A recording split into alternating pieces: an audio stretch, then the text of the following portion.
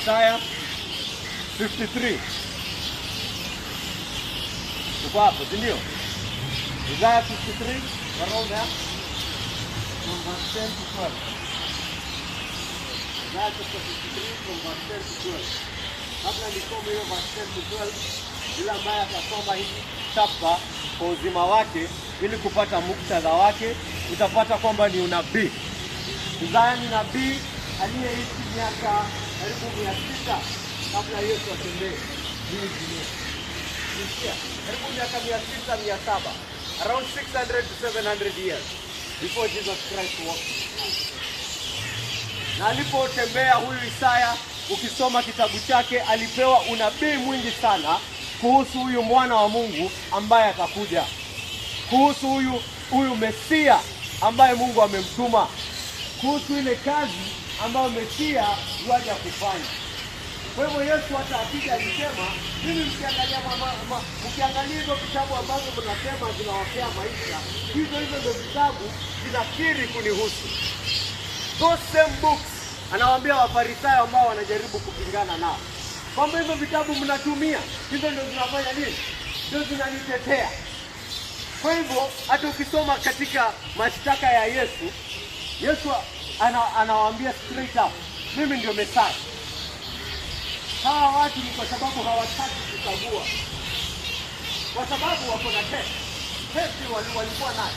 Hizi vitabu vya Isaya ndio wako na testi. Hizi vitabu zenyewe ziko na test, zimesema Mesia akikuja atafanya hii, Mesia akikuja atakuwa hivi, Mesia akikuja atazaliwa huku, Mesia akikuja. Yesu anawaambia mimi ndio Mesia. Kwa hivyo kitu cha wanafaa kufanya ni nini? Kagua kama anasema ukweli au la.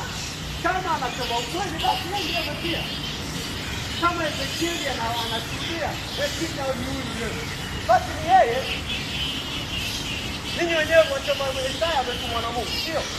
Na Isaya anasema ni yeye. Kwa hivyo basi yeye. Hawataki kukagua, hawataki kuangalia, kwa sababu huyu Yesu katika kuinuka kwake wanaona ni kama cheo chao kinafanya nini? Kinashuka, wanawivu. Kwa hivyo hii ni unabii mmoja kuhusu huyu Mesia. Na anavyotabiri katika Isaya 53, anatabiri kuhusu mateso ya huyu Mesia. Anatabiria kwamba huyu Mesia atateseka, atauawa, atabeba dhambi za watu. Ile amani ambayo tumepata sisi iko katika vidonda vyake. Anamuongelea kama mtumishi wa Bwana. Na hivi ndio anamaliza hiyo unabii, verse 10 to 12. Kumbuka anazungumza kuhusu huyu mtumishi wa Bwana. Lakini yalikuwa ni mapenzi ya Bwana kumchubua na kumsababisha ateseke. Ingawa Bwana amefanya maisha yake kuwa sadaka ya hatia, ataona uzao wake na kuishi siku nyingi. Nayo mapenzi ya Bwana yatafanikiwa mkononi mwake. Baada ya maumivu ya nafsi yake, ataona nuru ya uzima na kuridhika. Kwa maarifa yake mtumishi wangu mwenye haki atawafanya wengi kuwa wenye haki, naye atachukua maovu yao. Kwa hiyo nitamgawia sehemu miongoni mwa wakuu, naye atagawana nyara pamoja na wenye nguvu, kwa sababu aliyamimina maisha yake hadi mauti, naye alihesabiwa pamoja na wakosaji, kwa kuwa alichukua dhambi za wengi na kuwaombea wakosaji. Mambo mengi sana yamesemeka katika huo nabii. Inasemekana huyo mtumishi alichukua dhambi za wengine, alimimina maisha yake kwa ajili ya wengine, na kwa sababu ya hiyo Mungu hatakubali hiyo kazi aliyoifanya iwe bure. Mungu anamwambia huyu mtumishi, kumbuka huu ni unabii. Anaongea kuhusu kitu ambacho kinakuja kufanyika. Anasema kitu ambacho ninataka tufocus on leo ni haya maneno ambayo alisema yalikuwa ni mapenzi ya Bwana kumchubua na kumsababisha ateseke. Yalikuwa ni mapenzi ya Bwana kumchubua.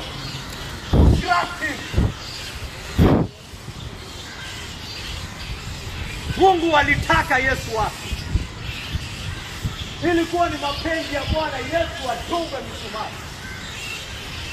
Ilikuwa ni mapenzi ya Bwana Yesu avalishwe taji la miba na atusiwe, atemewe, apigwe mangumi, apigwe mateke, wamtandike viboko migongoni mwake. Ilikuwa ni mapenzi ya Mungu. Mahubiri leo hakuna mapenzi.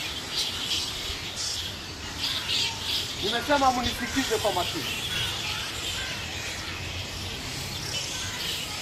Si eti Mungu alikuwa ameacha kuwa Mungu Yesu akifa. Si eti hangeweza kufanya chochote amalize hayo mambo yote ambayo yanaweza kufanyika. La hasha. Ni mapenzi yake hayo yafanyike. Waniuliza kivipi? Wasema ni wenye dhambi walimuua. Hata tukiangalia walivyokuwa wakifanya pale, hakukuwa na haki yoyote katika hayo matendo. Hawakuwa na mashtaka yoyote yaliyosimama. Hawakuwa na mashtaka yoyote ya kweli. Walimuonea. Na inaonekana waziwazi katika hiyo mambo yaliyofanyika. Na tukisoma kitabu cha Matendo ya Mitume, Matendo ya Mitume mlango wa 4. Katika kitabu cha Matendo ya Mitume tunaona wanafunzi wa kwanza wameanza kumhubiri huyo Yesu aliyefufuka. Wakaambiwa, nyamazeni, msihubiri tena kwa hili jina. Hili jina mfanye kitu chochote, lakini tusiwapate mkifunza watu kwa jina la Yesu. Wakaenda pale Petro na Yohana wakaambia Wakristo wenzao. Wakasema, tumeambiwa na serikali kuanzia leo tusipatikane tukihubiri jina la Yesu.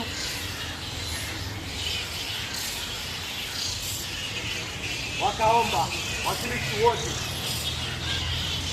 Na sehemu moja ya hayo maombi wanasema hivi. Hili ni ombi wanaongea kwa Mungu, wanasema hivi. Ni kweli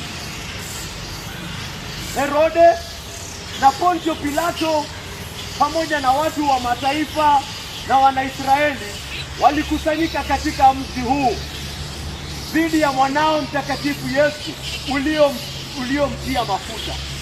Wao wakafanya yale ambayo uweza wako na mapenzi yako yalikuwa yamekusudia yatokee tangu zamani.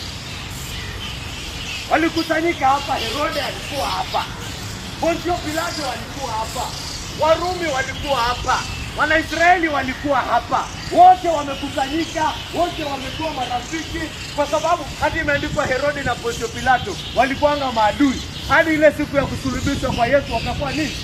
Wakakuwa marafiki. Nini niliwafanya kuwa marafiki? Uadui wao dhidi ya nani? Dhidi ya Yesu. Wamekusanyika hapa wote wapigane na huyu Yesu. Lakini anaandika walikusanyika wakapigana naye, lakini katika uovu wao wakapata kwamba wametimiza mapenzi yako. Wametimiza kusudi lako. Kusudi lako lilikuwa Yesu afe. Mapenzi yako yalikuwa Yesu afe. Kwa hivyo hata katika kumpinga kwao, hata katika damu yao, walifanya nini? Walitimiza mapenzi yako Bwana.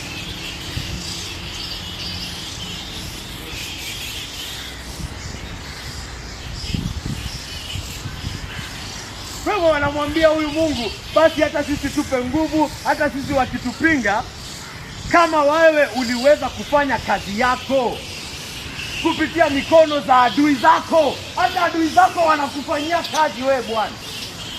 Adui zako wanakufanyia kazi. Wanafikiri wamemuua Yesu, wameshinda, lakini ni kazi yako wamefanya. Walipomuua Yesu, walidhani wameshinda, kumbe badala yake Injili yasonga mbele.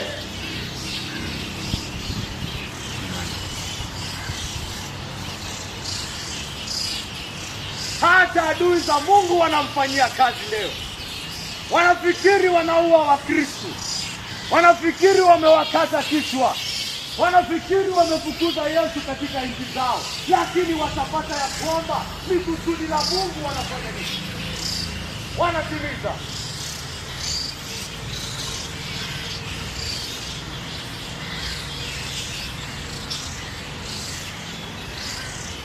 Wajua, wengi sana wanafikiri wao ni Wakristo kwa sababu wanapiga. Lakini mimi mambo kama haya, kama hilo jambo ambalo nimesema halijakushtua, kama ni kusudi la Mungu kumuua mwana wake, basi wewe si Mkristo. Alama moja kwamba umezaliwa upya, alama moja kwamba umemjua huyu Yesu, ni kwamba haya maneno yamekugonga moyoni na unayafanya nini? Unayawaza. Do you think about these things on Monday? Do you think about these things on Tuesday? Unafikirianga haya maneno? Haya maneno yako moyoni mwako, unayawaza. Yanakushtua, yanakushangaza. Ama vile ambavyo Yosefu alisema, wewe wakuja hapa, ukiondoka maneno hapo umeyawacha hapa hadi next Sunday. Wewe si Mkristo kakangu. Hakuna Ukristo umejua hapo. Zero Christianity. Zero salvation. Zero born again. Zero. Wewe na yule ambaye anakejeli Yesu mko same WhatsApp group. WhatsApp group ni moja. Yule ambaye amezaliwa upya kufikiria haya maneno, huyawaza. He can't help it. He can't help it. Hajaiona kitu kubwa kama hiyo. Hajaiona kitu ya kushangaza kama hiyo. Mungu amemuua mwana wake. Aje sasa.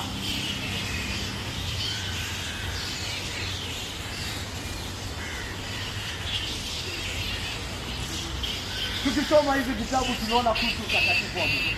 Wale waliokuwa wamemstaki kujiona Mungu akiwa katika hekalu yake, ameketi katika kiti chake cha enzi pale juu sana. Makerubi na maserafi wanamsifu wakisema mtakatifu, mtakatifu, mtakatifu. Yeye ni mtakatifu kupindukia. Yaani hiyo ndio kiini cha his nature, kiini cha asili yake, ni kwamba yeye ni mtakatifu. Kila kitu ambacho anafanya yeye ni mtakatifu. Mwanazaburi anaandika kuhusu huyu Mungu, anasema msingi wa enzi lake ni kwamba kila kitu ambacho anafanya ni sawa na ni haki. Everything that he does is right and it is just. That is what makes him God. That is the foundation of his throne. He always does what is right. Sasa kuna mwingine hapa anayeshikwa na kanjo hapa. Wakati hajafanya kitu yote, hajafanya kosa lolote, ndio amempiga, amemweka jela. Hiyo ni haki. Hiyo ni haki. Hiyo ni haki kweli? Kwa sababu gani? Kanjo angekushika ukiiba, wakuweka jela, hiyo ni haki. Hiyo ni haki. Ni haki, sio? Kwa sababu gani? Umeiba kakangu, nafaa kuwa jela wewe. Hiyo ndio haki yako. Lakini wamekushika tu, wewe ulikuwa zako, ulikuwa unaenda kupanda matatu, wamekushika, wamekuweka kwa gari. Hiyo ni haki kweli? Kwa sababu gani? Kwa sababu gani? Hujatenda kosa lolote, kwa nini wanakuweka pale? That is wrong. That is evil. Sasa Mungu aliye juu sana amemchukua mwana wake ambaye ni msafi kabisa, ambaye hana kosa lolote, hana uchafu wowote.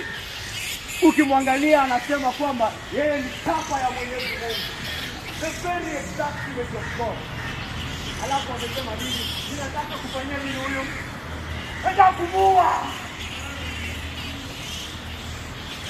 Nataka kumuua, nataka kumchinja huyu sasa.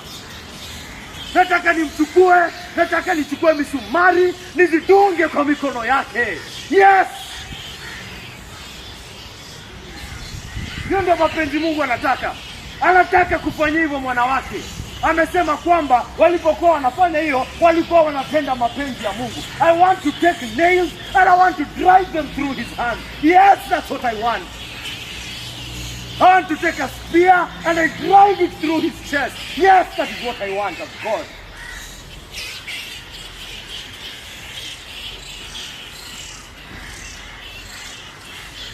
Ukiangalia kwa macho hivi utasema Mungu ni wa haki kweli.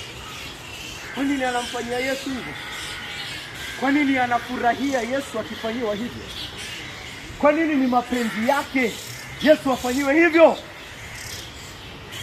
Mungu aliacha kuwa sawa siku gani? Mungu aliacha kuwa wa haki siku gani? Mbona anamuua yule ambaye hana hatia?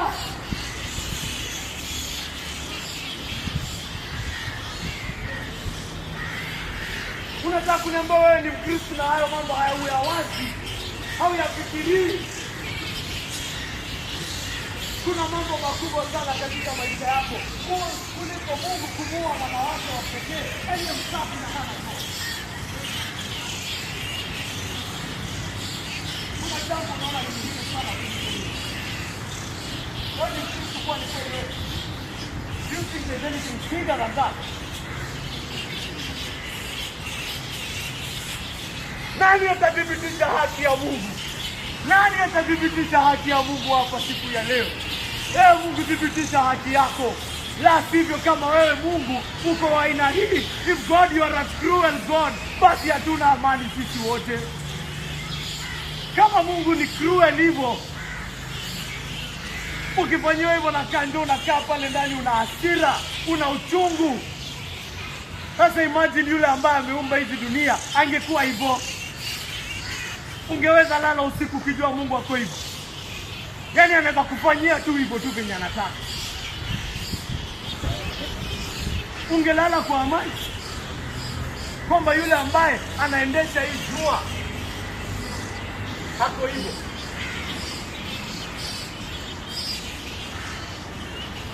Nani atathibitisha haki ya Mungu? Nani atathibitisha haki ya Mungu? Nani ataonyesha kwamba Mungu ni kila kitu ambacho anafanya ni sawa na ni haki? Nani ataonyesha?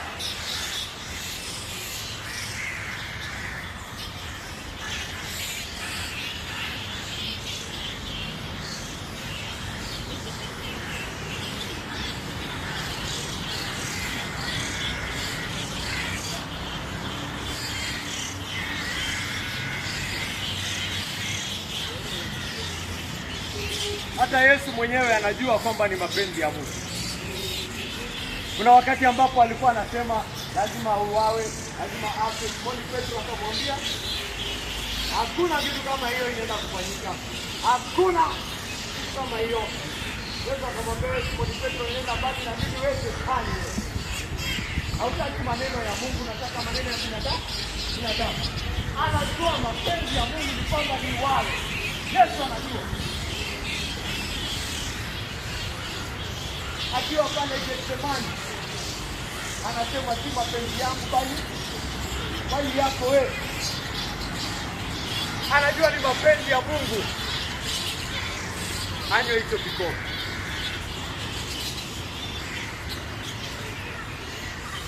Nani atathibitisha haki ya Mungu? Wale ambao si waamini, wale ambao hawana dini na wanawaji haya maneno haya wasikia. Na ndio maana kama wewe mnafanana katika hiyo sekta, uje pia WhatsApp group mko ni moja. Usifikirie kukuja kanisani kwako ndio inakufanya unakuwa Mkristo. Na mambo ya Mungu hauyawazi. Jambo kama hili alikufikisi.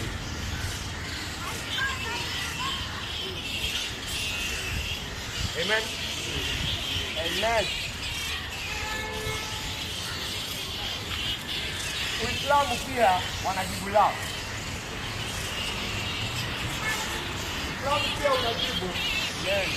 Kuna vile ambavyo Uislamu unajaribu kudhibitisha haki ya Mungu. Na wao wanadhibitisha haki ya Mungu kivipi? Wanasema Yesu hakufa. Wanasema Mungu hawezi fanya kitu kama hiyo. Mungu hawezi eka nabii wake kwa msalaba. Hawezi fanya kitu kama hiyo. Alimpandisha juu mbinguni, wakaeka mtu mwingine ndio akauliwa. Lakini Yesu hakufa.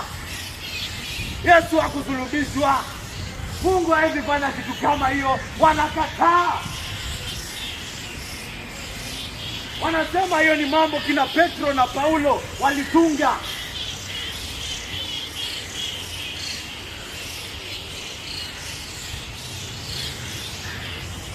Unaona vile ambavyo wamejaribu kudhibitisha haki ya Mungu. Wakisema kwamba hilo tukio hawezi kufanya kitu kama hiyo. Anasema Mungu ni wa haki. Mungu hawezi muua Yesu. Mungu hawezi kubali Yesu asulubishwe. Ukiangalia kijuujuu inaweza onekana kama kwamba wanayosema ni sawa. Mungu hafai kukubali kitu kama hiyo. Si ni kitu ambacho kinachukua roho. Lakini shida iko wapi? Shida iko wapi na hilo jibu? Shida na hilo jibu liko wapi? Nani atajaribu kugesi? Shida hiyo jibu liko wapi?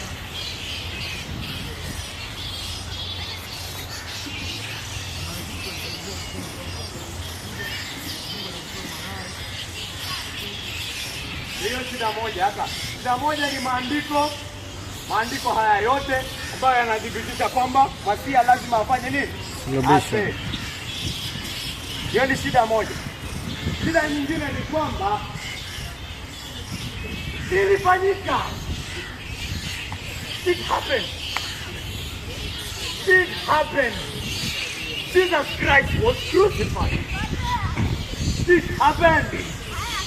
It is a historical fact. Hizi story, hizi Cinderella, hizi hadithi ya Bunuwasi, hii ni hadithi ambayo wanahistoria wote wanakubaliana. It did what? It happened.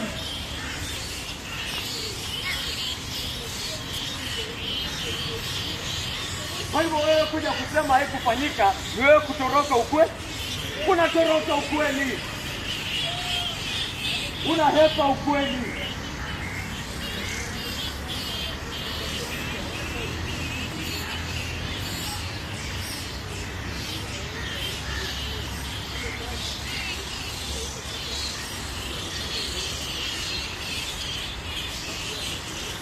Hapo Isaya 53 anasema hivi: yalikuwa ni mapenzi ya Bwana kumchukua na kumsababisha ateseke. Ingawa Bwana amefanya maisha yake kuwa sadaka ya hatia, ataona uzao wake na kuishi siku nyingi, nayo mapenzi ya Bwana yatafanikiwa mkononi mwake. Anasema Bwana amefanya maisha yake kuwa sadaka ya hatia. Amekupa sababu. Amepea maisha haya kama sadaka ya. Lakini bado Wakristo tunakosana katika jambo hili. Kuna wale ambao wanasema hii sadaka imetolewa kwa ajili ya kila mtu. Yaani Yesu amekufa kwa ajili ya kila mtu. Niseme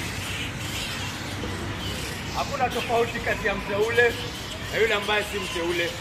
Sasa ningependa tuangalie, tudhibitishe haki ya huyu Mungu kutoka side mbili.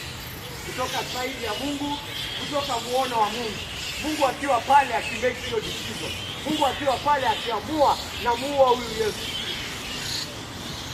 Nataka tuingie katika akili yake kulingana na maandiko. Na pia tutaiangalia kutoka muono wetu sisi kama binadamu. Miono ni miwili, nataka tukague. Muono wa Mungu na muono wa mwanadamu. Mungu akiwa pale akiamua huyu Yesu wake, anamtoa kama dhabihu ya damu. anamtoa kwa ajili ya kila mtu. Amemtafuta hivyo, hiyo staili tunaona alimtafuta. Anamtafuta hadi afanye nini? Hadi afe. Na kama alifanya hivyo kwa ajili ya kila mtu, basi mbona watu wako hell? Hiyo inadhibitisha haki ya Mungu kwetu. Inadhibitisha haki ya Mungu kwetu.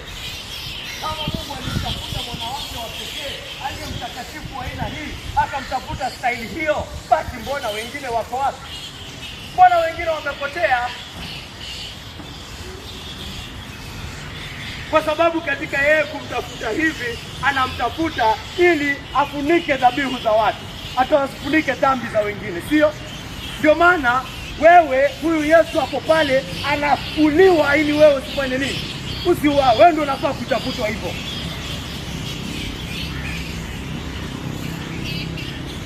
Haya ni mafunzo ambayo yanaweza chukua muda, lakini nikiweka kwa kizungu yanaitwa limited atonement na unlimited atonement.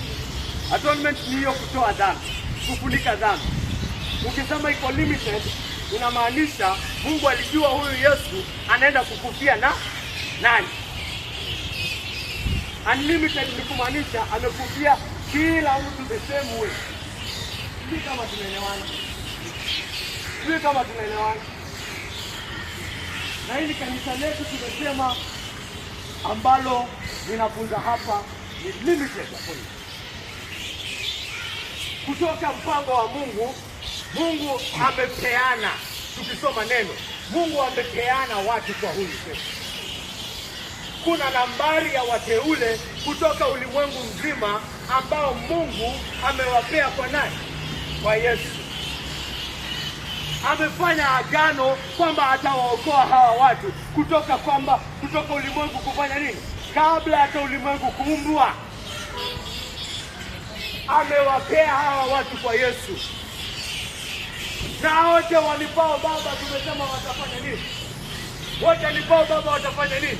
Watakuja. Kwa hivyo Yesu akitafutwa hivyo, Mungu ameona dhambi za hawa wateule wake, na sasa huyu Yesu anafanya nini? Anajitolea kwa ajili ya wale wote ambao amefanya nini? Amepewa.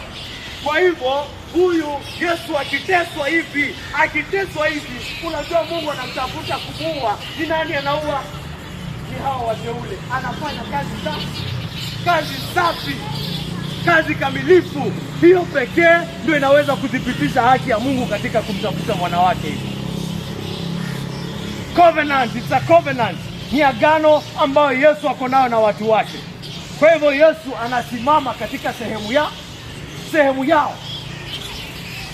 Anasema, don't take my people, take me, and I will cover their sins, all of them. Nitafute kwa ajili ya dhambi zao. Nitafute mimi kwa ajili yao. Nikujie mimi kila kitu ambacho uko nao juu yao. Fanya nini? Kuja mwaga juu yangu. Na haki ya Mungu inamwaga hiyo hasira yake yote juu ya Yesu.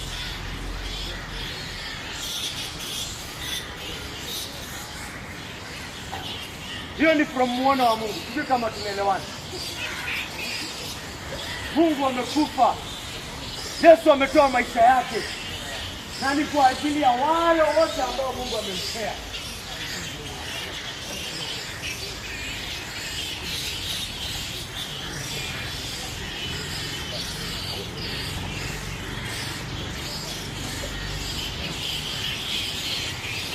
Amen. Amen. Wengine wanasema kwamba Yesu amekufa kwa ajili ya kila mtu duniani in the same way. Sasa ni wewe ufanye nini? Ukubali.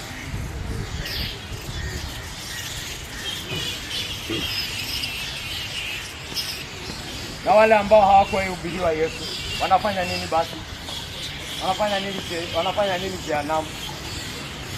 Kama dhambi pekee inahesabiwa ni kumwasi Yesu. Kumwasi Yesu ni dhambi moja ambayo itakupeleka pale. Lakini uovu wa roho ya binadamu ndio inamfanya apotee. Si ujuzi wako.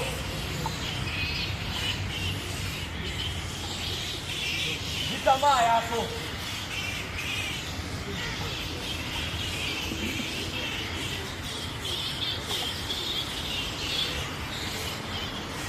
Uchawi, uongo, hayo mambo yote ambayo roho yako inafanya ambayo inafaa adhabu, hayo yote ndio inaleta hasira ya Mungu. Hiyo ndio kitu neno inafunza. Uovu wako wote wa roho yako ndio inaleta hasira ya Mungu.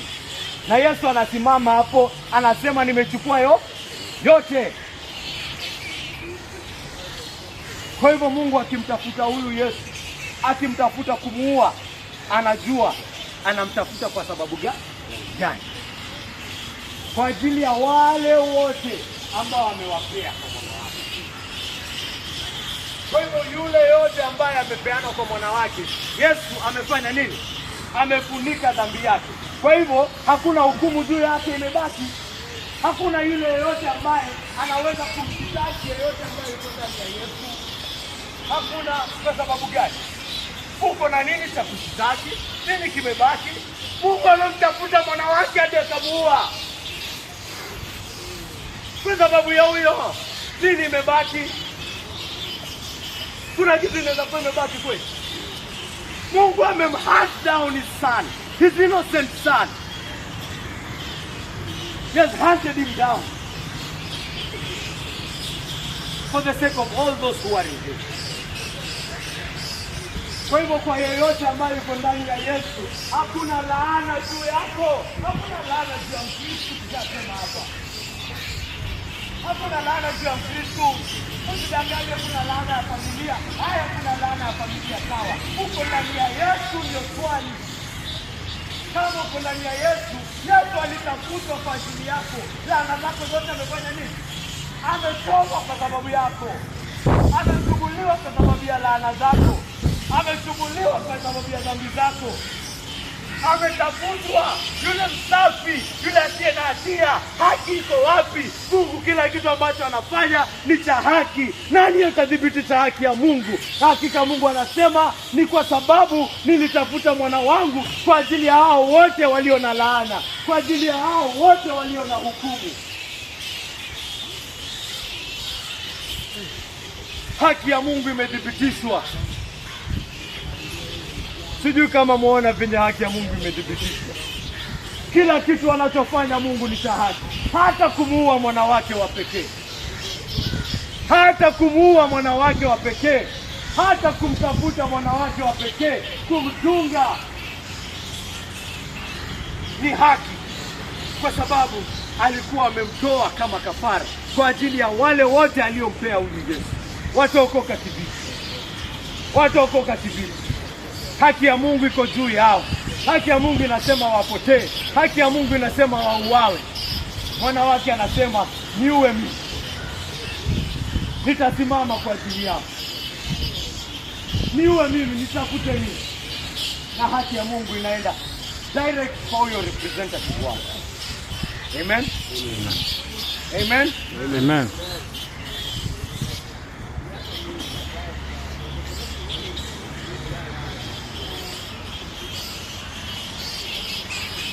Lakini muono wa pili,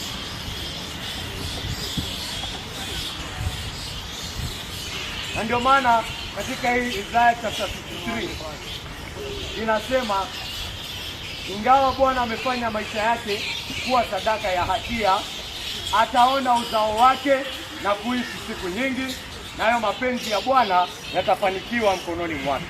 Mapenzi ya Bwana ya kuokoa hawa wateule yatafanikiwa mikononi mwake. Ataona uzao. Mungu mwenyewe atahakikisha kwamba ataona uzao wa kazi yake. Kazi yake haitaenda bure. Wote anipao Baba, Yesu anasema watafanya nini? Watakuja kwangu, na hakuna ajaye ambaye atamtupilia nje sana. Unafanya kazi sahihi.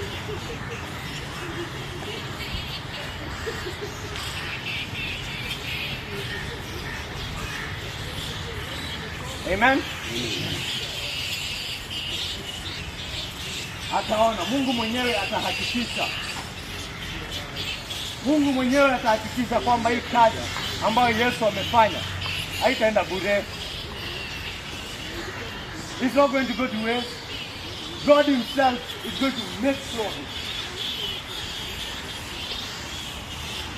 Ndio maana watu wakimkataa Yesu, Yesu alikuwa anashtuka kweli.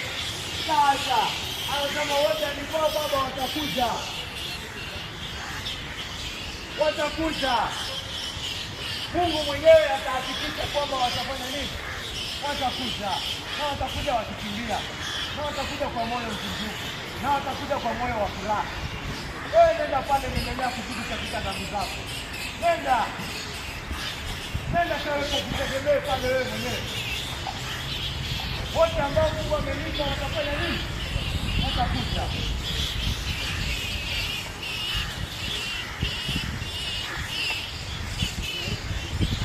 Amen. Amen. Hiyo ni kutoka muono wa Mungu.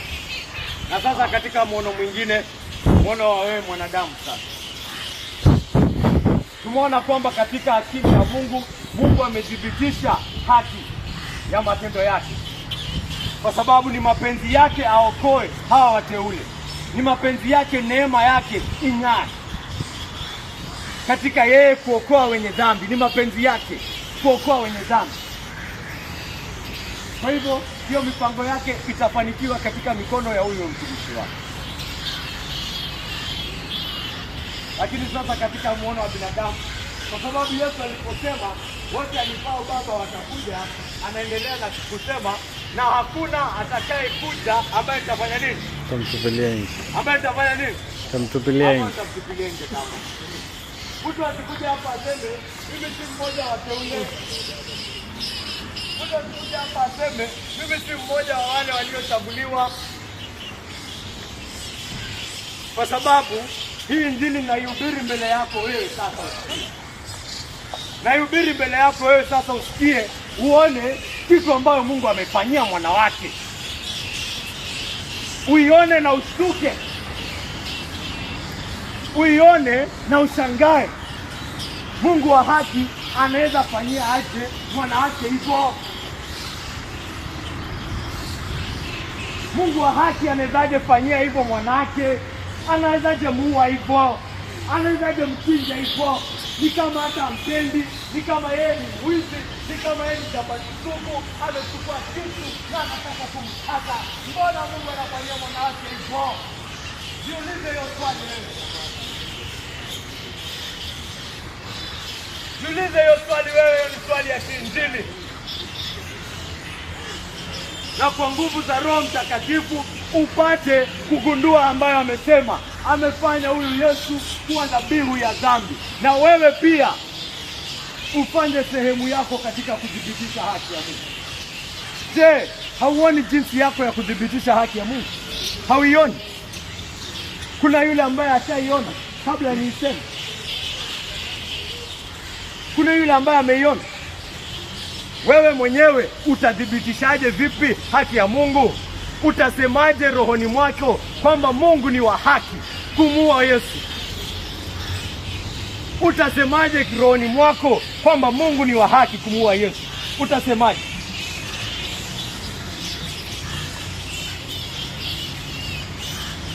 Tuko pamoja? Tuko pamoja? Amen? Amen.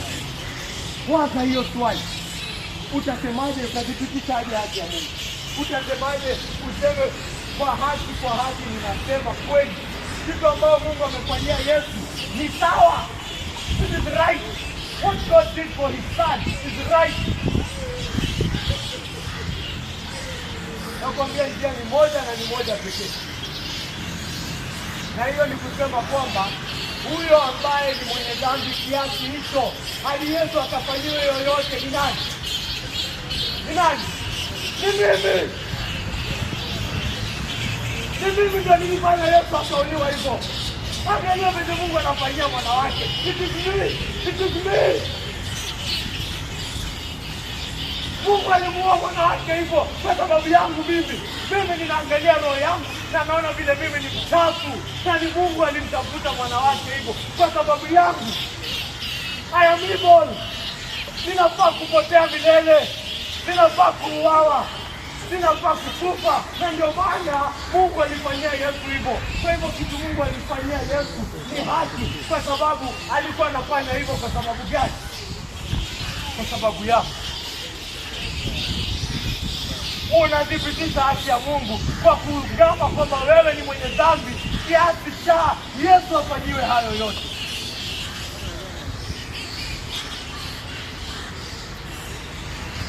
Unasema it is right.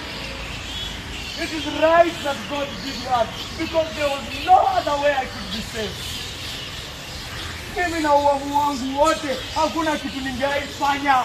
Hata ningefunga mara 10 kwa siku, hata ningesali mara 20 kwa mwaka, mara 20 kwa siku, mara 20 kwa saa, hata niishi kwenye kanisa, hata nifanye nini, hata nitoe mali yangu yote, siwezi fanya chochote.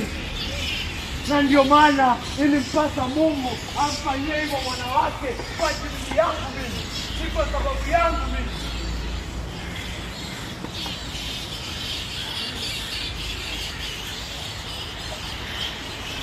Unaangalia kitu ambayo Mungu amefanya, amefanyia mwana wake, kitu cha kushtua hivyo, kitu cha kuogofya hivyo, na unasema Mungu ni wa haki. God is right because of me. Because of me.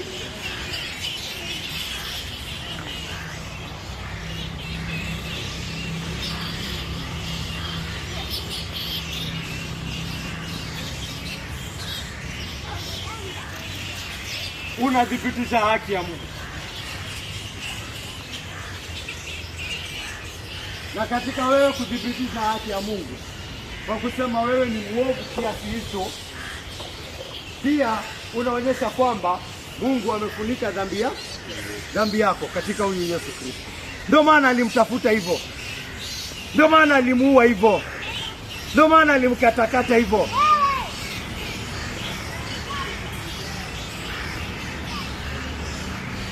Kwa hivyo yule ambaye anakuhesabu haki ni nani? Ni Mungu. Mungu ndiye anasema sina hasira juu ya huyu anymore. Kwa sababu gani? Nimeiweka juu ya mwana wangu. Mungu ndiye anayekuhesabu haki. Nakwambia dunia nzima wangeamua kwamba kuko na njia nyingine na kwenda mbele ya Mungu. Wachana na kumwamini Yesu alikufa kwa Mungu. Unaweza funga, unaweza toa sadaka, unaweza kuja kanisani, na kwenda mbele ya Mungu toka.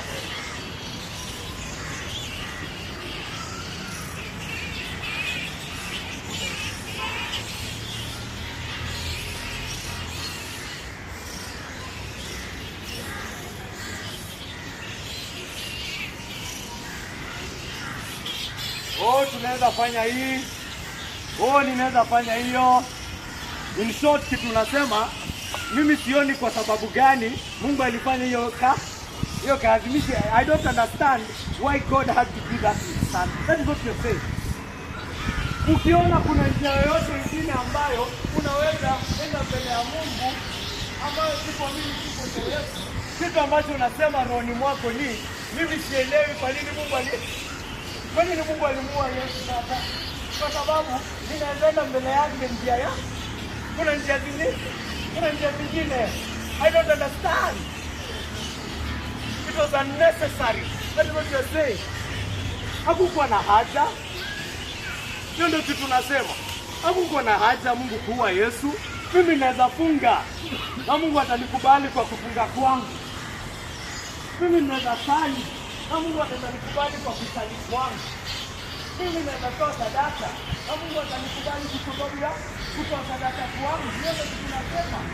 Tunasema mimi ninajua kwenye naenda. Mimi sielewi kwa nini Mungu amemuua Yesu. Why did he do that? It's unnecessary. Lord, why did you kill Jesus? Ndio kitu tunasema.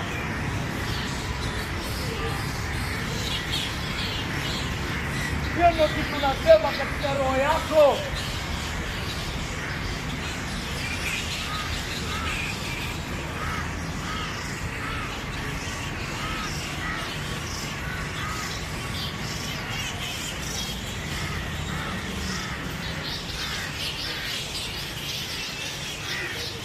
Umefanya msalaba uwe ni kitu cha aibu. Umetoa utukufu wa msalaba. Kama Mungu alifanya kazi ovyo, mbona amue mwana wake? Na njia ni nyingi.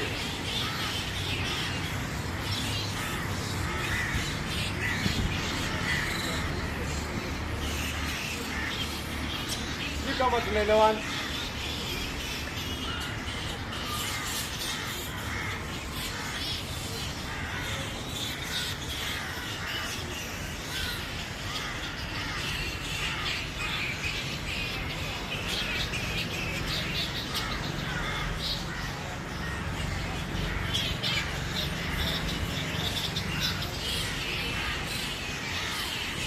Unakataa kwamba hiyo ni upendo sasa. Unasema hiyo si upendo. Hiyo ni cruelty. Kitu Mungu alifanya ni cruel. Ni ukatili, Mungu ni katili. Ndio kitu tunasema sasa. Katika Mungu kumua Yesu alikuwa katili. Unapomkataa Yesu ndio kitu tunasema.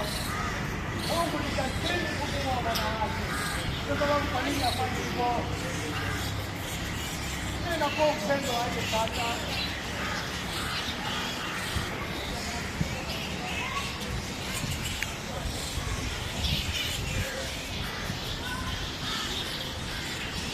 Nasema Mungu si wa haki. Anaweza kuwa alikuwa wa haki kitambo, lakini katika kumuua Yesu aliacha kuwa wa haki.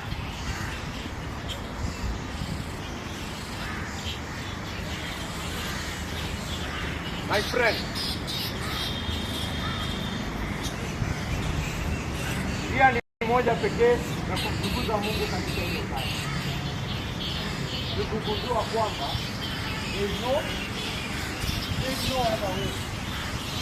Kusema kazi aliyoifanya ni upendo, kwa sababu alimpenda mwenye dhambi kama mimi, akamtoa mwana wake wa pekee kwa ajili yangu mimi mwenye dhambi. It's love. Ni neema. Ni kitu ambayo siliko inanifaa. Angetaka kunitupa motoni, angenitupa. Lakini hakufanya hivyo. Akamtoa mwana wake wa pekee ili mimi nifanye nini? Nisipotee, niokoke.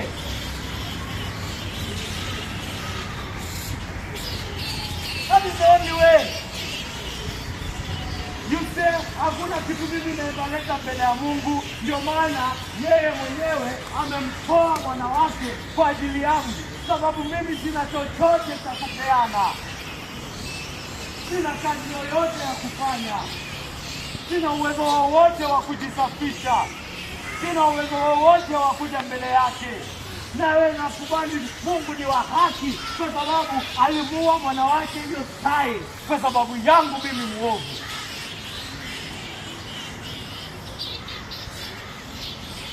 It's because of this.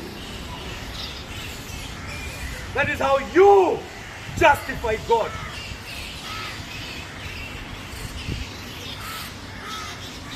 Ndio maana anasema wote alipao Baba watakuja kwangu. Hiyo ni style ya Mungu. Wateule wote watakuja. Ni also prototype of man. Hakuna ambaye atakuja ambaye nitafanya nini? Nitamtupilia nje kamwe. Hakuna hata mmoja.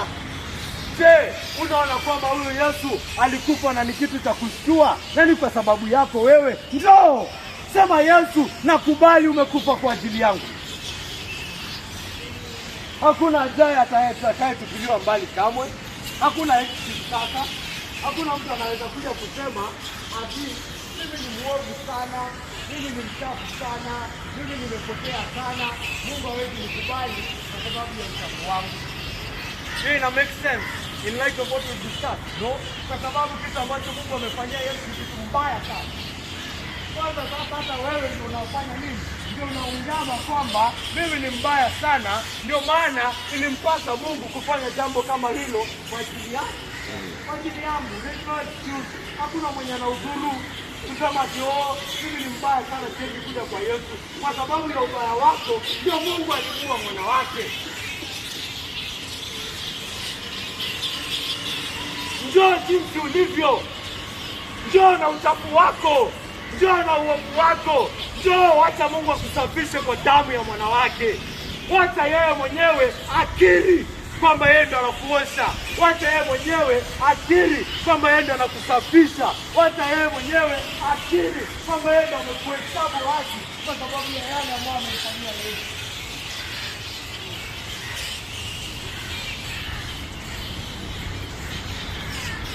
Wachana na pasta. Mimi siwezi kuokoa. Wacha Mungu mwenyewe akukirie rohoni mwako kwamba Yesu ndio njia.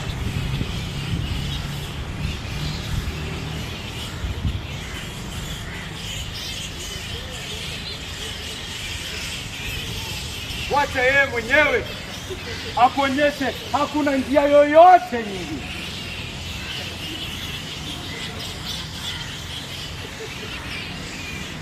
Yeyote ajaye hii njia ambaye anapita anagundua hata kupigana na dhambi kwake ni kwa sababu kazi imefanya hiyo. Yeye kusamehewa ni kwa sababu ya kazi ambayo ikafanya hiyo. Kazi takatifu, kazi kamilifu.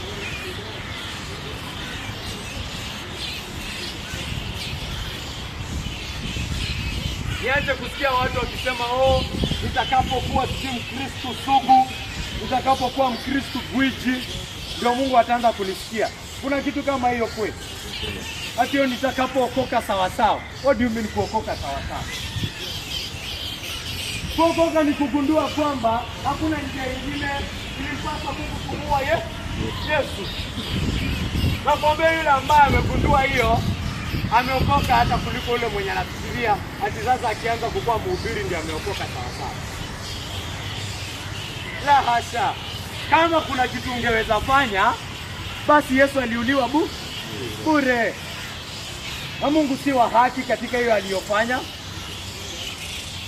Kitu pekee kinaweza fanya hiyo kitu iwe ni ya haki ni kwamba there's nothing you can do. There's nothing you could do. There's nothing that can be done.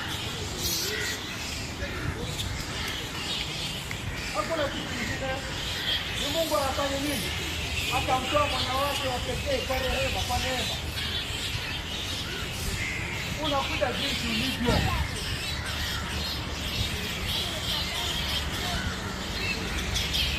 Unasema Mungu nimekuja jinsi nilivyo, wewe ndio utanisaidia kupigana na dhambi zangu, wewe ndio utaniongoza, wewe ndio utanielekeza, kwa sababu mimi sina chochote cha kuleta hapa.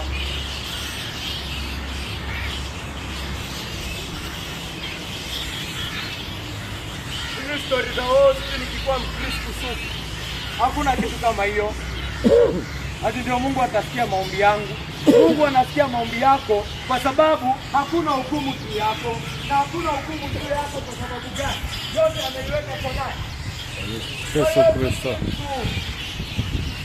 Umekubali hiyo ukweli. Umekuja mbele ya Mungu ukasema hakika Mungu ninathibitisha wewe kwa haki kwa sababu umefanya hiyo yote kwa ajili yangu. Mimi najua hakuna kitu kinachofanya. Ninaangalia moyoni mwangu na naona ni moyo nyeusi. Ni moyo giza. Ni moyo ya shetani, ni moyo ya moto. Lakini nakushukuru kwamba unanisikia mimi mwenye dhambi kwa sababu dhambi zangu zote ulizifanya nini? Uliziweka kwa Yesu Kristo mwanao. Amen. Amen. Mungu anakusikia hapo. Hiyo ndio roho ambayo Mungu anajenga katika waumini wake. Hiyo ndio roho. Hakuna roho hapa ya kuwa Mkristo sugu. What do you mean Mkristo sugu? Mkristo sugu ni mwenye amegundua yeye si kitu. He is nothing in front of God's eyes. Amekubaliwa kwa sababu kazi ya nani? Na Yesu. Hakuna kitu amefanya. akipewa Roho wa Mungu ni kwa sababu ya nani? Sababu ya Yesu. Akisafishwa ni kwa sababu gani? Kwa sababu ya Yesu. Hakuna kitu amefanya.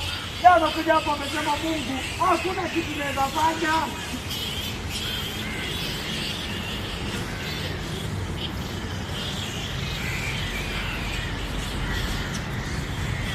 Amen. Amen. So kwa Yesu leo, pigana na dhambi zako leo. Usiwekwe chini na lolote. Mbona kitu Mungu amefanyia mwana wake? Kwani aliifanya bure? Aliifanya bure? Aliifanya bure? Haikuwa bure kakangu.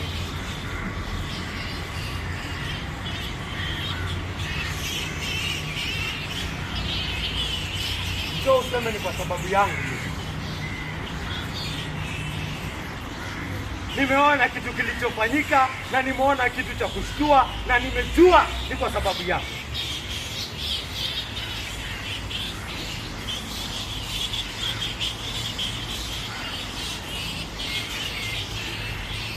Njoo kwa Yesu leo. Usiwekwe chini na dhambi yoyote, njoo leo. Wewe Mkristo uliyekuja, usikubali dhambi yoyote ikuweke chini ufikiri ati itakuweka chini. Yesu ashashinda, amekufa na kufufuka. Pigana zaidi. Mungu, kipawa cha ufufuko kitaonekana katika maisha yako na kuhakikishia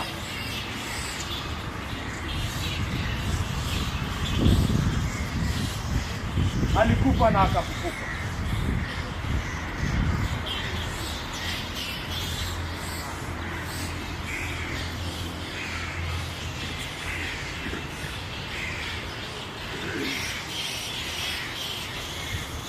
Usiache neema hii kubwa ikuache.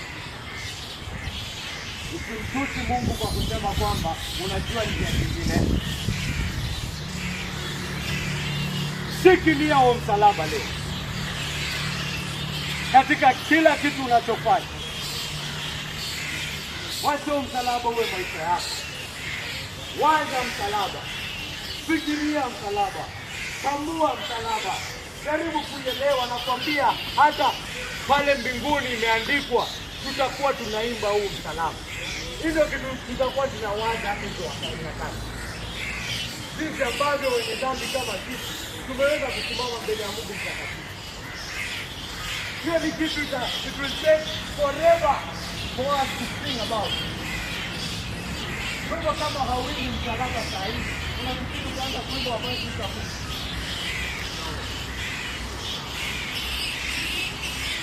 Nafikiri utaenda wakati utakufa.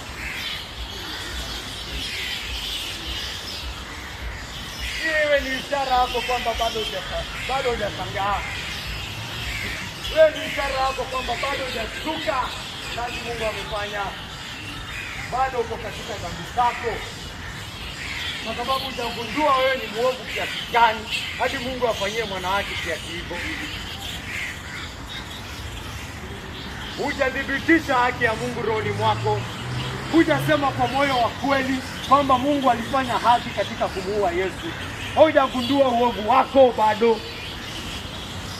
Umepotea bado. Amka. Amka kaka. Amka dadangu. Amka. Na uje kwa Yesu leo. Amen.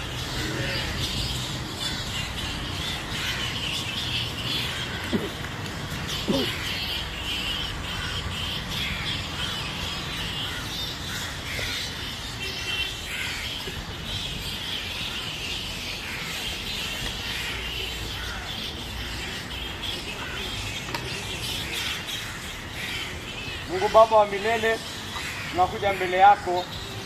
Tunakushukuru kwa neno ambalo umetupa. Tunakushukuru kwa wale wote ambao wameketi hapa kusikia hili neno. Hata wale ambao wameondoka, Mungu Baba, tunaomba kwamba ile neno ambao wamepokea, Mungu wangu, wewe ambao una uwezo kubwa, Mungu wangu, umefanya hii kazi kwa ajili yao na utawaokoa kupitia neema yako ambayo iko ndani ya Yesu Kristo Bwana wetu.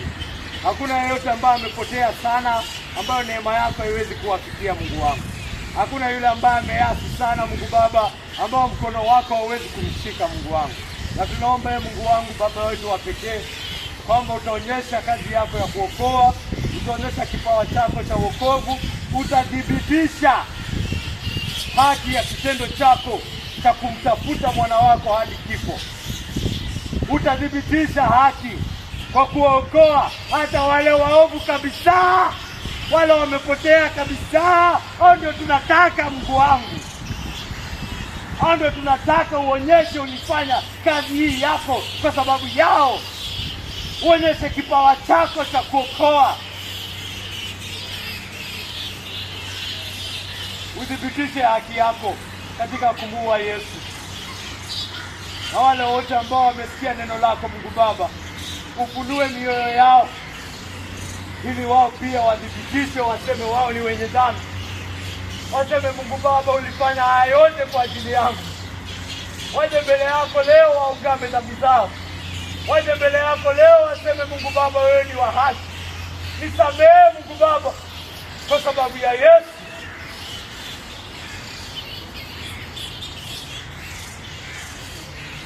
Fanya kazi yako tukufu Baba yangu. Fanya kazi yako ya kweli Baba yangu.